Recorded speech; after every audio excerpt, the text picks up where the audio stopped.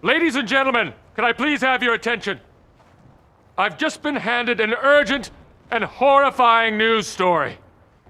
And I need all of you to stop what you're doing and listen. Battlefield 6 is finally here. And if you felt how I did, the time between beta close and the game's full release felt like being in purgatory. And like every Battlefield game in recent memory, there were some pretty big issues, especially on the day of the release. But we'll get into that at the end of the video, along with a couple adjustments that you can do in the settings that'll turn you into an aim lord. So be sure to stick around for that. At the time of making this, I have almost 60 hours in the game and have started doing one of the things that I thought I would never do. Streaming.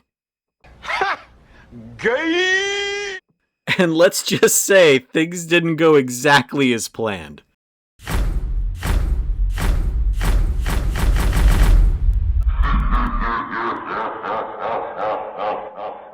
Despite the losses, we actually had some pretty sick games. So if you've got nothing better to do on a Friday morning, or you're just bored out of your mind at work or in class, check out the stream. And speaking of streaming, I put together a little montage for you guys from the last one.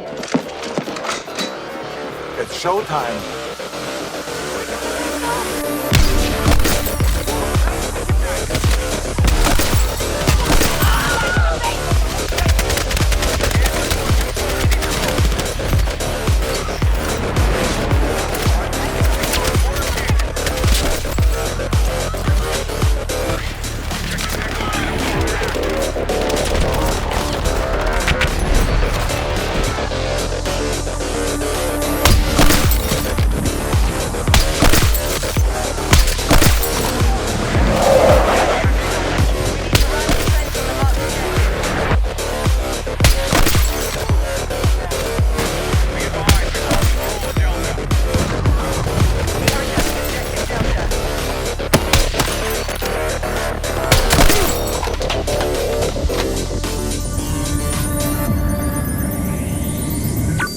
You are now entering New Sobek City.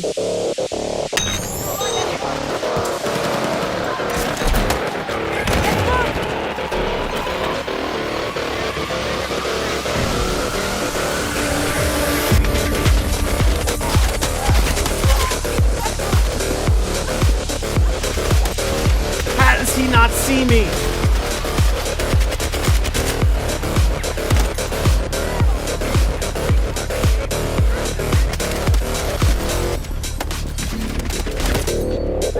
Oh my god!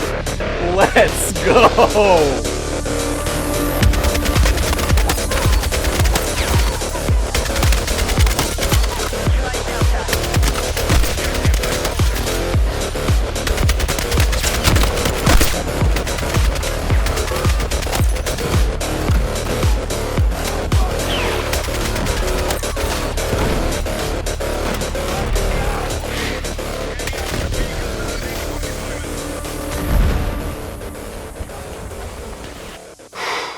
Boy, that escalated quickly.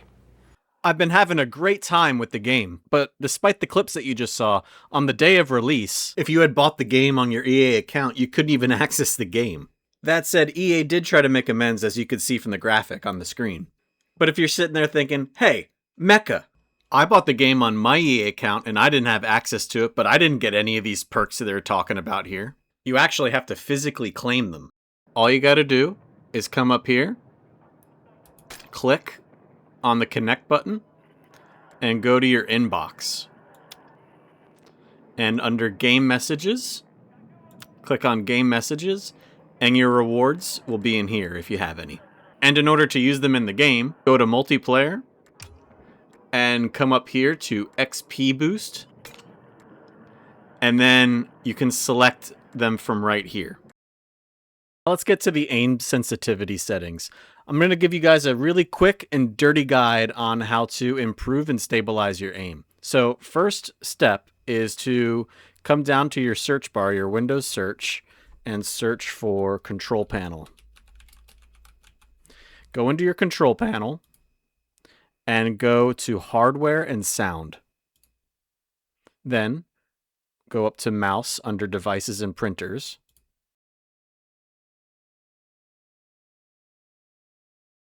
And right here, you'll see mouse pointer options. Go in here and unclick Enhance Pointer Precision if it's clicked. What this setting does is it enables a mouse acceleration on when you're in Windows. So if you were to move your mouse really fast on your screen, it would accelerate it the faster it moves. So by disabling the setting, you effectively make your aim more uniform. All right. After you have your Windows mouse sensitivity settings locked in, go ahead and load up Battlefield. After you have it loaded up, go to the settings cogwheel, click, and then come to mouse and keyboard. Then infantry mouse aim sensitivity.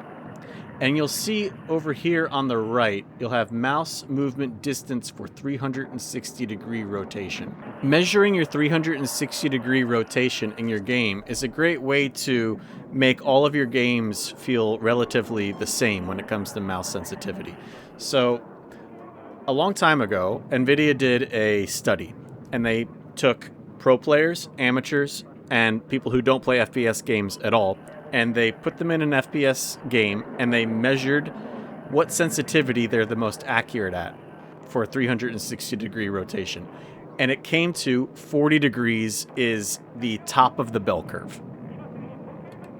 So how do we get to our 40-centimeter baseline? So it's going to be 2 steps. The first step is that we have to set our field of view, our FOV. So go to Control Settings, and you'll, under Aim, scroll down and you'll see Field of View. I have mine set to 105. It goes all the way down to 85 and all the way up to 120. So the higher this is, at 120, you'll have a wider field of view. I think the 120 is degrees of arc, though I may be mistaken, but that's what I think it is. It goes all the way down to 85.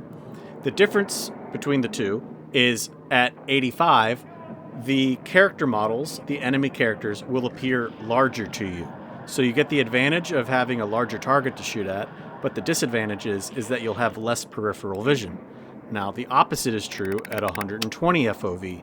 At 120 FOV, the character models will be really small, harder to hit, but you'll have a wider field of view. So what type of playstyle you play will affect which one you want to use.